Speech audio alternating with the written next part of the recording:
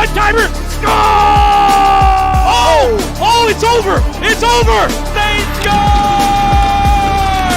That's game. Oh, my goodness. Big score. Roll the highlight reel. What a ripper.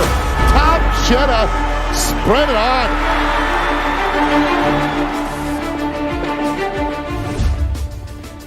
Well, it's been a long time since we've had a chance to chat. Welcome into HNLive Today. I'm Sean Mullen along with Dave Dawson. And Dave, after all those different events we've been at, have you even unpacked your suitcase yet? I think my suitcase has been gradually packed for the entire year. I was more worried that maybe we hadn't found you on the East Coast yet, from all the Cuba to Quebec to all the way back. But yeah, it was a whirlwind last couple of months for sure. You and I were busy. We had a lot of fun. But what about you? Do you have your one suitcase that's kind of by the door? Yeah, well, there's still stuff in the suitcase that needs to get washed is the reality. I've sort of got back and looked at that suitcase and thought, wait, do I actually have to unpack it now for a while? Because we were on the road pretty steady there for a while, and some great events with Hockey Canada and World Championship events. I mean, you got to see the first ever and be a part of the broadcast for the first ever para hockey World Championship gold medal for Canada.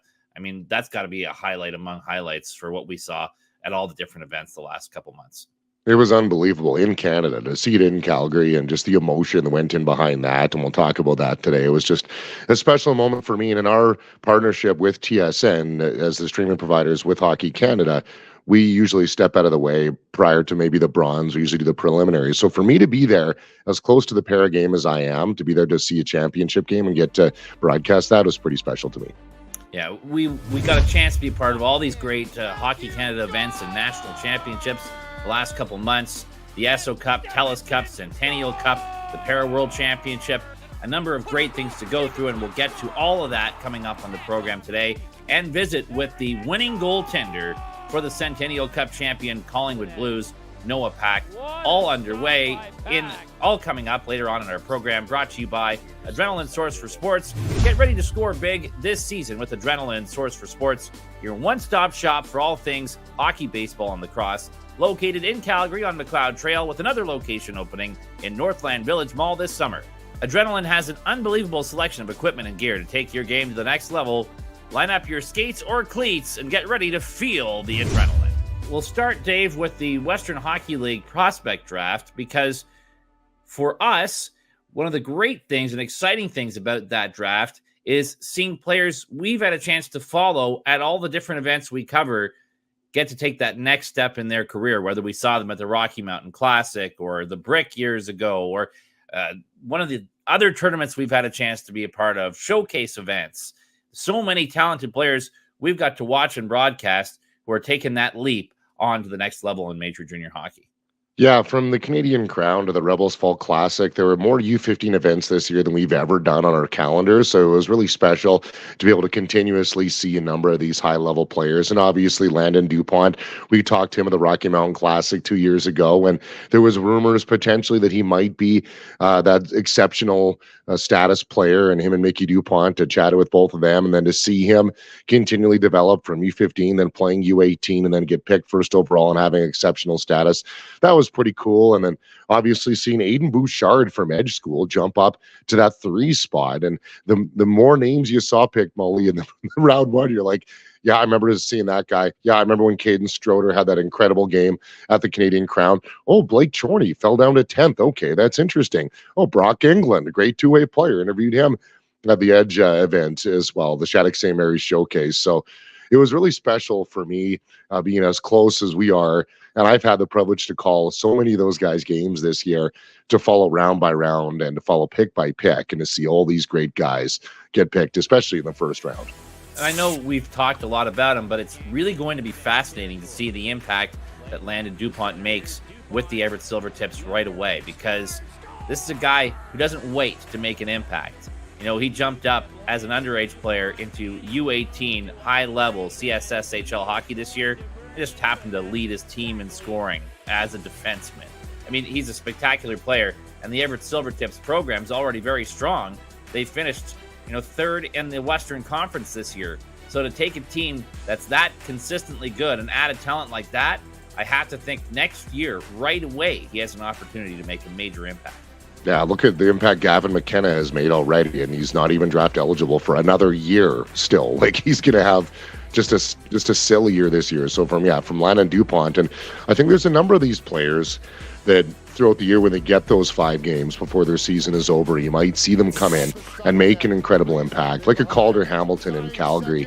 I think just from the games that we saw him at the Canadian Crown, scored 4 shorthanded goals in one period for his Martinsville team this year. And then Carter Moen, I thought, was kind of a cool story. Local product going to the hometown team as well. Yeah, well, and the son, of course, of former National Hockey Leaguer Travis Moen, who's from Stewart Valley, about half an hour away from Swift Current, lives in Swift Current, got to develop there. Carter's a guy who, for me, is one of those players who can do everything and play in every situation. And so when he's able to make the jump, I think he's going to make the jump. You know, even at 16 years of age, he skates so well. He's such a competitor, and he can score. He can penalty kill. He can win faceoffs. You know, his dad was an elite checker, won a Stanley Cup with Anaheim with his two-way play. And I think Calder at this age is even a better skater than Travis was. So he's going to be a really impressive player and get a chance to play for his hometown team. I noticed another player coming out of Humboldt, Caden Stroder, going 5th overall to Edmonton. And Humboldt's been a bit of a hub for high-level players the last couple of years. Really impressive development happening in that area right now. Yeah, and I think Caden Stroder, I remember having a conversation with Kurt Hill, the general manager of the Edmonton Oil Kings, when I worked for them for the 2 months there. And I believe we talked about this on the show. He mentioned that some players are really good players, but they don't necessarily make everyone around them better.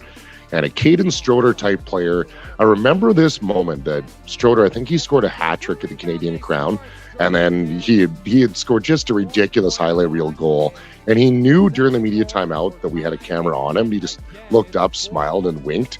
And those are just the little things, you know, that I'm sure when coaches and general managers do their interviews, they pick up on those types of personality things. And Caden Stroder was so slippery, so agile, just great hands. So incredible for him. And just announced on Monday as well that put the pen to the paper with the Oil Kings, as a number of these players already have. So yeah, really, really special.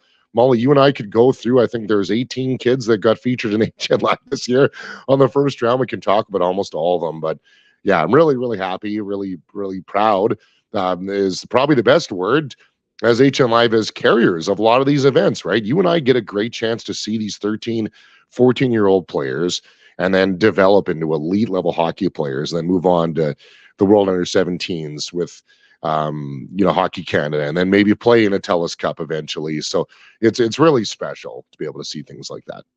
No doubt. And one thing I'll always say about the prospects draft, once known as the Bantam draft, is it's a starting point, not a finishing line. You know, I've seen so many players who were drafted 4th, 5th, 6th, 7th round, undrafted guys end up being elite talents. You know, Jake DeBrusk, a great example of it, was a 7th round draft pick of the Broncos back in his day, ended up being a 1st round NHL draft pick and has been a long time NHL pro. So for any players out there watching this, yeah, you may not have got picked in the 1st round or the 2nd. Maybe you weren't picked at all, but that development curve doesn't stop at 15. There'll still be plenty of opportunity for anyone who takes that step to the next level. Moving on now in our junior hockey report to the Centennial Cup. And this is an event, Dave, you had a chance to cover last year. This year you were at the Para Hockey World Championship while it was going on, and I got to step in. But some of the best teams in the country and all of junior A hockey coming together, 10 teams from across the nation competing for that championship. And a unique year this year as we've crowned a new champion for the first time in 4 tournaments, and it was a very, very competitive tournament. Yeah, and I was kind of watching this throughout the corner of my eye, and naturally, you and I have been closely tied to Junior A the whole year, and after the day 1, day 2, day 3, kind of thought, okay, things maybe clearing up a little bit here. These teams, might be out of the conversation, where these ones, oh wow, Miramichi, holy, okay, they're really maybe not surprising people, but you traditionally in the Centennial Cup over recent years, you think maybe Western Canada kind of ends up taking a lot of the power. But yeah, when you look at the Navan grads really put on a good show. And then, underneath, of course, I'm cheering for the Calgary Canucks because I have such a close relationship with the Alberta Junior Hockey League, and I have some friends on the Canucks as well, the relationships that I built throughout the years. So just watching that story of Julian Molinaro wanting to play, against his best friend Noah Pak in the final and almost getting there. But the most important one being the Collingwood Blues. What a story, Mully. I think from Mike Tarantino to Andrew Campoli, the whole organization, just what a tremendous group and what a great group of people. What a moment it must have been for Tarantino, formerly the head coach and manager in Oakville, running that program, getting them to a championship in 2019, and coming back into that building in Oakville and winning the Centennial Cup with the Collingwood Blues after coming up just a little short in the tournament last year. They did a fantastic job filling the holes they needed to fill. Their coaching staff did a phenomenal job. They were favorites in the OJHL all season long and just really never stopped at the tournament. They faced a little adversity early in their matchup with the Canucks, who had them down 4-3 in the third period, came back and won that game, had a close game against Navan. Obviously, Melfort played them extraordinarily tight in the championship game, but really never seemed like they were in trouble, so to speak. That Collingwood team was just so consistent, played such consistent, deep hockey all throughout their lineup, and they were certainly full value as national champions. Yeah, and I think if anybody followed the Collingwood Blues during the year, you couldn't say Collingwood Blues without saying their goaltender, part and parcel together. Noah Pak is far and away CJHL goalie of the year, and the whole year he was that guy that you go, how did Collingwood win that game? Okay, they're a good team and Noah Pak. Okay, well, yeah, Collingwood, maybe this team's stronger. No, they have Noah Pak. Okay, what about, this team? They're really making a push in the CJHL rankings. Oh, they don't have Noah Pak. He was the guy all year long that you really knew in a moment where a game was tight, he was the difference maker, and he was going to be the difference maker, and he certainly was. And we're joined now by the goaltender for the national champion Collingwood Blues, Noah Pak. Noah, congratulations. Thank you. Looking back at the run you guys had all season through to the Centennial Cup, what were some of the emotions that went through your mind as you got the chance to hoist the trophy? Yeah, I think all season long, we had a goal in mind, and when you accomplish something that big as a team, everyone comes together, and we were just so excited and couldn't be happier for each and every one of us, and we were just proud to be on top. Yeah, Noah, take me into those final seconds ticking away. Like, it's not as if it was a 4 or 5-0 game; it's a 1-0 game. Take me into that as the clock ticks down and you guys are named champs. Yeah, those types of tight games, we've had our fair share of them, and I think that was a picture-perfect way to end the season, and counting down those seconds was pretty cool, and I think we were just super excited and ecstatic to be able to throw our gloves and helmets off and celebrate, and with that crowd there, it was pretty cool. How surreal was it for you, knowing it's your last ever junior hockey game, playing for the national championship on the ice surface where you grew up in Oakville? I mean, once the clock had ticked down and the buzzer went and you hoisted the trophy, you had a moment to reflect on it. I mean, there must have been so many memories and thoughts and emotions going through your mind in that place, in that building. Yeah, it was pretty cool, to do it in Oakville, and played minor hockey with the Oakville Rangers in that arena and practiced there countless of times. So it was pretty cool. When they released that info last year, it just made it that much more special to be able to get there this year and then accomplish what we did. No, I had the chance to follow your group last year in Portage La Prairie, and then naturally, as you guys went in this year, there was a lot of talk that Collingwood were one of the favorites to take this tournament. Where during the year did it set in for you guys the belief to know that this could actually be accomplished? I think that stems back to last year. As soon as I think we lost to Ottawa in that quarterfinals, the guys that were able to come back in terms of age, we knew where we wanted to be next year, and it started from day one of training camp. That was our mentality, to be back there and not just be there, but to be a competitor and to win that championship. And so all season long, every practice, every game was to work towards that. What had to change? I mean, you had a great season the year before, but what had to change What had to evolve? How did you guys learn and grow from your experience last year and carry that into getting over the hump this time? Yeah, I think last year our power play was 1 for 19 in the Centennial Cup, and this year obviously our power play was clicking on a completely different level, and we brought in Connor Catterat, new assistant coach, and he was just an absolute wizard for our power play, and I think that's what brought us over the hump. Obviously a few other little key things, but just the buy-in and kind of that upgrade in the power play really helped us. Well, you speak of coaches, and anybody who's had an opportunity to talk to Andrew Campoli, I think, has left a better person at the end of the conversation. From I can speak, and I know Sean feels the same way. What difference has he made, not only from the product on the ice to developing you guys as into better people and gentlemen throughout the year? Yeah, Andrew is an amazing coach, and he's a great guy. He's always looking out for us as players, but also off the ice, he helps us with anything we need. He's always available. He's got an open door policy. He's there for us when we want to do video or just even chat about life and any difficulties we have. And I think that just builds our culture, and it's carried through all 4 years he's been here for us. For yourself as an individual, the growth in your game, what were some of the key points in your journey that got you to the point where you could be among the top goaltenders in the country and get the opportunity to go to Yale? What were some of the steps that got you to where you are today?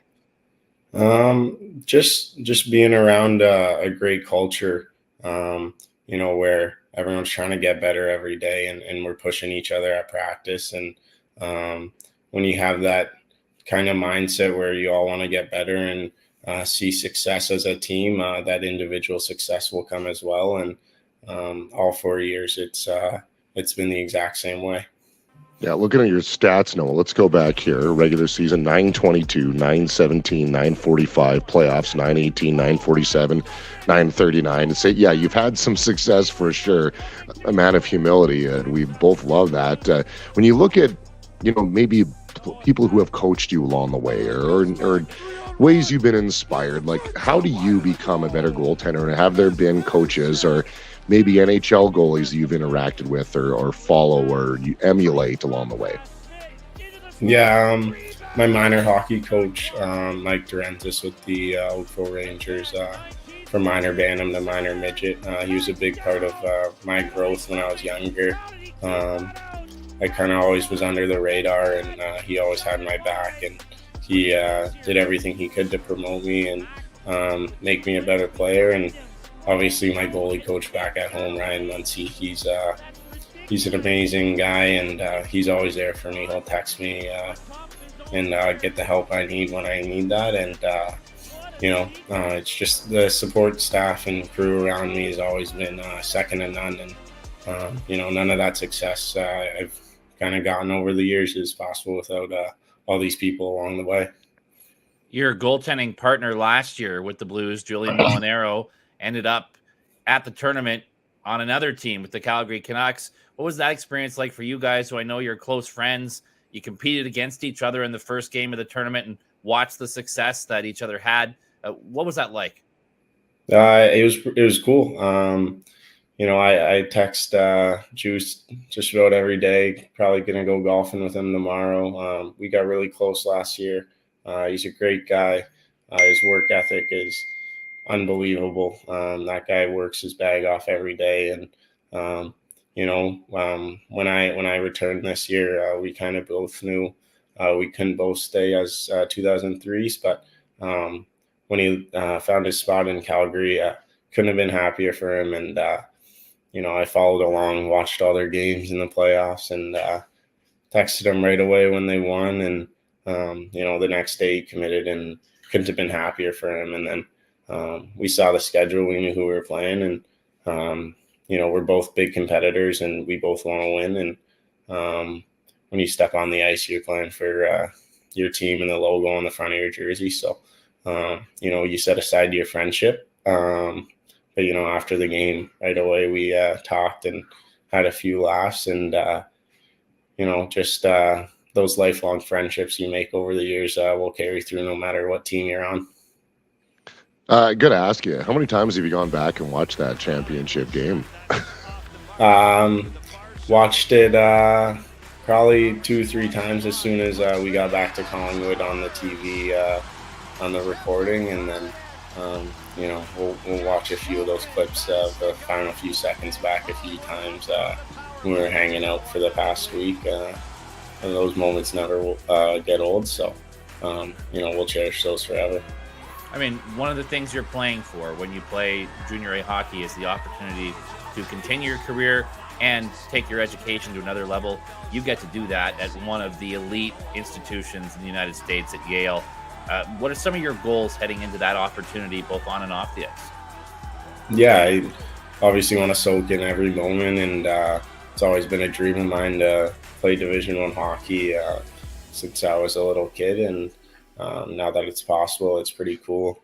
Obviously, want to learn a lot from the guys there, and the lifestyle and what they do on a day-to-day basis, and I want to be able to win there as well. I think the goal should always be to win a championship, win games every weekend, and I don't want that to change going to another level.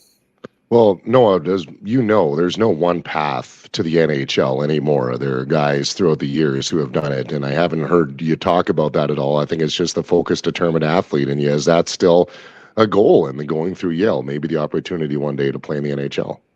Yeah, I don't want to, focus too much on something like that, but take it step by step. And if an opportunity arises like that to go to a camp or something like that, that's still always a childhood dream. And if those opportunities come to me, you wouldn't turn something like that down. So just gotta put the work in and see where it takes you. It certainly seems like mindset's a big part of what got you to where you are today. So if you were talking to young goalies, because it's such a unique position and requires such a different skill set and a different mental makeup, what would be some of your advice on the mental approach to the game to young goalies as they're developing their craft that way? Yeah, I think a big thing for goalies is confidence in your game, and coming to the rink every day knowing you've done the training and you've put the work in, to be successful on the ice in a game. And I think the biggest thing for a goalie as well is to stay mentally locked in for the entire duration of the game, whether it's a shorter game when you're younger or the full 60 once you get to higher levels. But staying locked in and committing to your game is a massive thing. Well, no, I really appreciate your time. I guess enjoy your golf game with the Julian Molinaro and give him our best. And you'll have to let us know who wins that one if you guys are both pretty competitive. Sounds good. Thank you guys for having me. Thank you. There you have Noah Pak, Centennial Cup champion with the Collingwood Blues, and a wonderful program, deep lineup, excellent coaching staff, excellent management staff, a deserving champion, but some wonderful teams. Melfort was terrific, undefeated before that 1-0 loss, so they deserve a lot of credit representing the SJHL well, but 10 excellent teams and a great tournament we look forward to next year's Centennial Cup, wherever that's going to be, and look forward to the announcement of hearing where that's going to be coming up as well. And Dave, you had a chance in Calgary to be a part of the broadcast crew for the Para Hockey World Championship and a historic moment for Canada. Yeah, coming in, it was a really special tournament for me. And, when we kind of looked at the crewing, I said, well, I want to do the Para. I just built such a relationship with this group. I've done so many of their events, from the Para Hockey Cup in December over the years and year after year. And I just built so many great relationships within Hockey Canada and from USA Hockey. And obviously coming in, if you're unaware, the way the world rankings go, so that's the top 8 teams in the world in Pool A. There's, Group or Pool A, Pool B, Pool C in the world.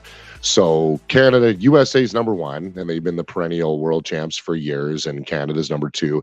Czechia and China are the top 4 there. So USA Hockey has won every world championship dating back. They've been on the podium, I think only missed the podium once in the last 20 years. So they, since the turn of the century, I think actually only twice. So you knew that they were going to be a huge team to beat coming in Canada. Russ Harrington, the head coach, had told me coming into the tournament that they felt that they were better served to take down Team USA than they've ever been in this tournament. And it was such a cool moment. Just the semifinal games, both USA and Canada were down in the hockey game. It was tied with Czechia and USA. And then Canada was down to China 1-0 going into the third. So it was nervous. You're thinking, oh my goodness, are both USA and Canada going to go down in the same tournament? Well, early on in the tournament, there were a number of blowouts, 10-0, 19-0. But then as the tournament wore on, it got to be more and more exciting. And then what a battle on Mother's Day between Canada and USA. Absolutely phenomenal. What a push. Canada ended up winning in Calgary for the first World Championship since 2017, that they were able to win a World Championship. And Team USA, it was just so cool to see. And the national anthem was the most special moment. The captain, Tyler McGregor, I chatted with about it, and he was very emotional to win it on Mother's Day on home soil. Can you describe in some amount of words this moment? What are you feeling right now? A little bit of relief, honestly.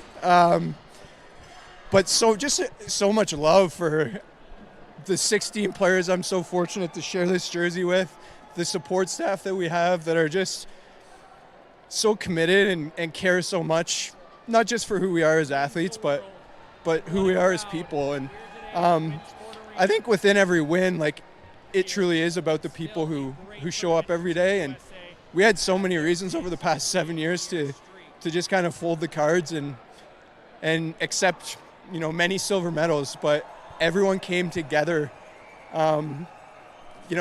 Everyone in there, they're unbreakable. And that is one of the most resilient groups of people that I've ever been a part of. My heart is full. That's powerful stuff there, Dave. And, what a wonderful achievement for the Canadian team to get over the hump finally and win that gold medal. And you can see the emotion in their eyes as they did it. You also had a chance to be a part of our coverage for the Esso Cup, the top teams in U18 AAA female hockey across this country. That was in Vernon this year, and a dominant performance by a team I've seen up close here in Saskatchewan, covering that league in Saskatchewan, the Regina Rebels. It certainly was, and Striker Zablocki is a player that I think, she was second in the tournament in goal scoring. She had 8. She's tied for the tournament lead in points with 11. She's someone we've seen on HNLive events at the War for the Roses a couple years back at West Edmonton Mall, and when she stepped on the ice, you could just feel the game change. And I don't know if I want to make the lofty comparisons that many people do with world-class players, but you could tell when Striker Zablocki was on the ice. I'll let you fill in what player you think that is, who makes that comparison. There are a lot of them out there. But her speed, her shot, how hard it was, where she could put a puck, and obviously just her interviews. She's so professional, so humble, so well-spoken, so full of joy. She literally, in a lot of ways, took that Regina team on her shoulders and won that championship. And heading off to Northeastern University in a couple of years. Certainly a player that I think we're going to see wearing a maple leaf one day, I would suspect. Yeah, and I made a lot of...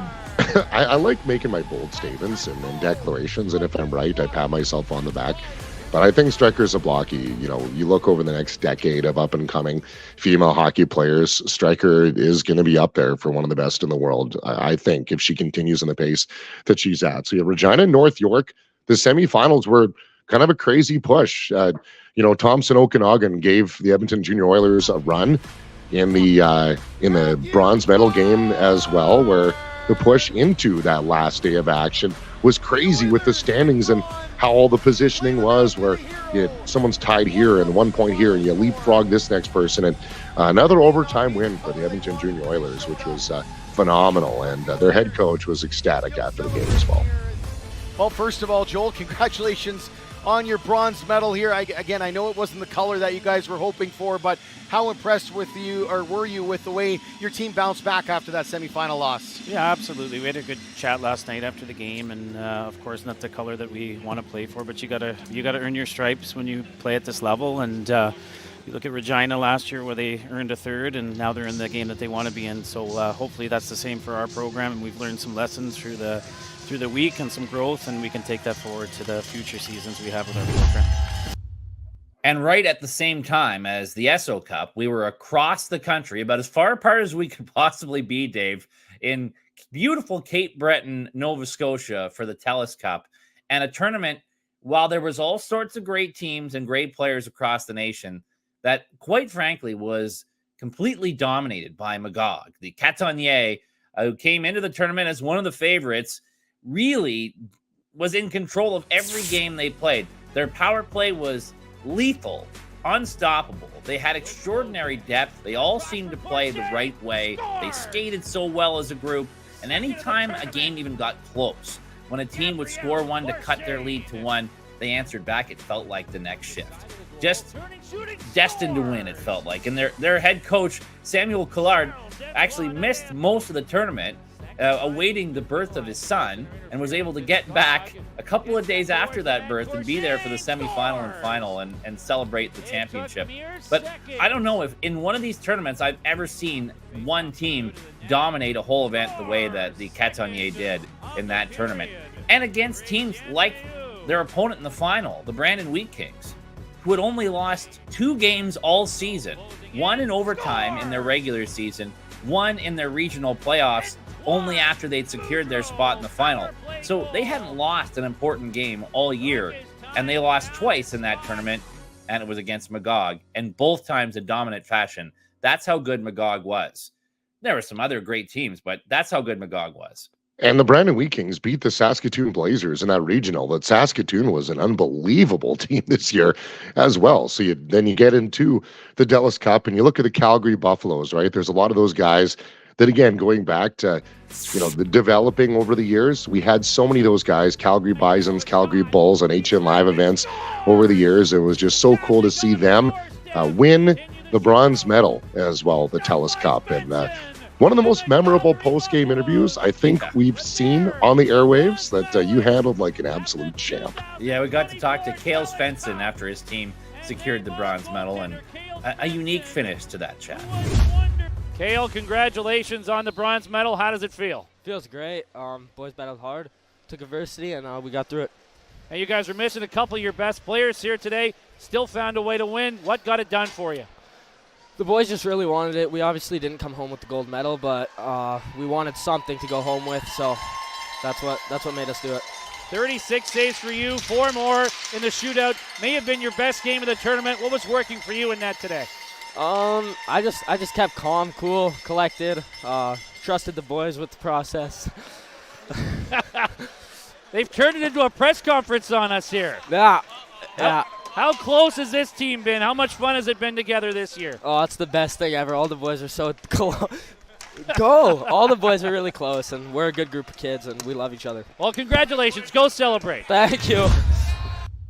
Well, that wraps up our look back at all the wonderful events this spring. And Dave, a moment to reflect on another great year of partnership with Hockey Canada as the streaming provider for some of their major events. And what a pleasure it is to work with the great team there, some great people, some wonderful partners, and to be a part of extraordinary hockey and some extraordinary stories that we get to tell because of it.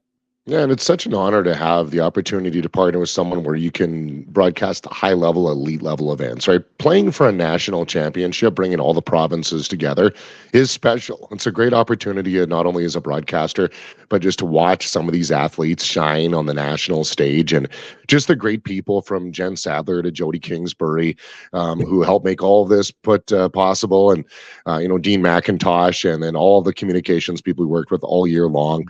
We're just so honored to be partnered with Hockey Canada, and we're looking forward to the calendar coming up again in the fall. And it was just, you and I could talk forever about how many great stories we got to share, great relationships built, and I'm a better person and a better broadcaster now because of the opportunities I got. Well, I want to say, thanks to every parent, every fan who reached out, whether in person at the events or sent us messages and just talked to us about these events and the players they follow, their kids they raised. And we got to meet so many people from across this great country as a part of covering those events. And as much as the hockey itself was such a highlight, it's meeting people like that and getting a chance to make those relationships and friendships that I think is the biggest highlight of all of them. Absolutely. Cannot wait for the calendar coming up. And I know a organization that I love to meet people in, Molly, lacrosse. The RMLL, Rocky Mountain Lacrosse League Junior A season in full swing. Our third year doing it, regular season and playoffs. And had a bunch of games happen already so far. And Edmonton Miners, defending champions, back out to another 5-0 start. They've had a tremendous run already. And Cody Hawkins and the Calgary Mounties, the semifinalists, or the finished second last year. They came bursting out of the gate and have had a bit of a slip up, but the Raiders Lacrosse Club looking really, really powerful and a really young group. They traded a lot of their veterans away, had a lot of the guys age out. Sean Krywoka now playing in the NLL, and you look at Kean Moon aged out, and so many great players. Ben McDonald, Zane Dalpy have all moved on into bigger and better things, and a really, really young group. They've had a great start to the season. And for the Calgary Mounties, Riley Isaacs and Carter Cook and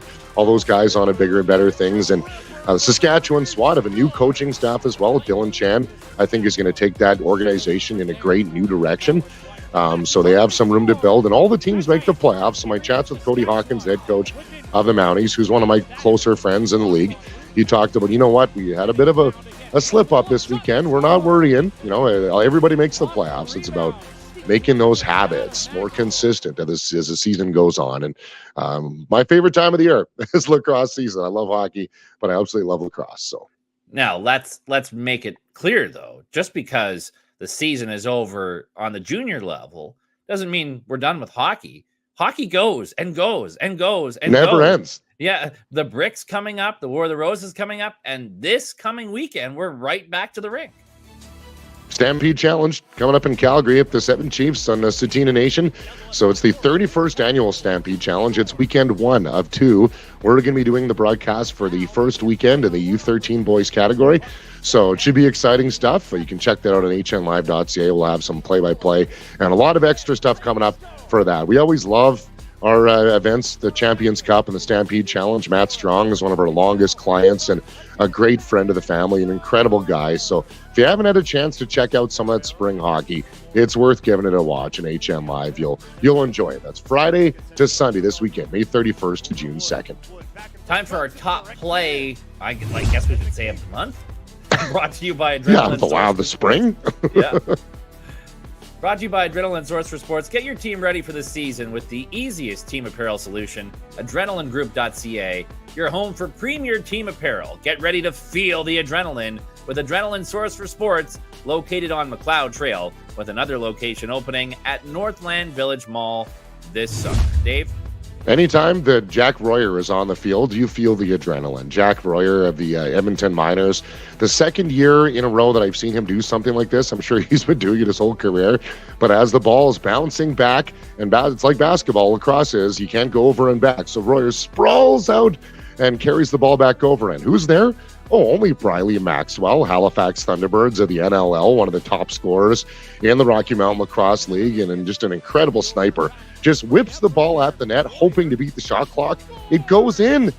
Just a crazy sequence. So the Edmonton Miners are out to a hot start again, and a big part of that being Jack Royer and Briley Maxwell. So Jack's got my pick for the play of the spring.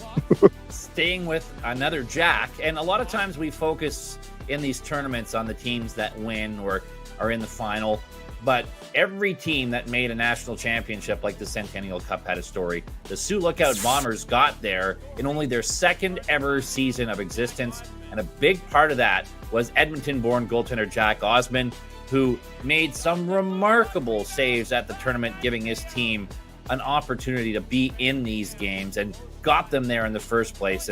And these ones stand out in particular, but what an event and what a season for Jack Osmond. And while his team didn't win at the Centennial Cup, a remarkable second ever season of existence for the Sioux Lookout Bombers. Well, I guess it's time to pack it up, pack it in. I guess we're not going to begin. That was a fun throwback to last year, that little TikTok video you made. I enjoyed that one. Yeah, you can check that Noah Pak shout-out video on our TikTok. But we appreciate Noah Pak joining us. And again, thank you to everybody who played a part in our broadcast partnerships with Hockey Canada over the last 6 weeks or so. It's been a great spring. So much exciting high-level hockey, so much talent, some great stories to tell, and Many more to come, starting with Stampede Challenge and lacrosse this weekend, the Brick and the War of the Roses coming up this summer. Stay with us on all the different HN Live social media channels and hnlive.ca for updates on what we have coming up next. For Dave and Alex, I'm Sean Mullen. Have a nice day.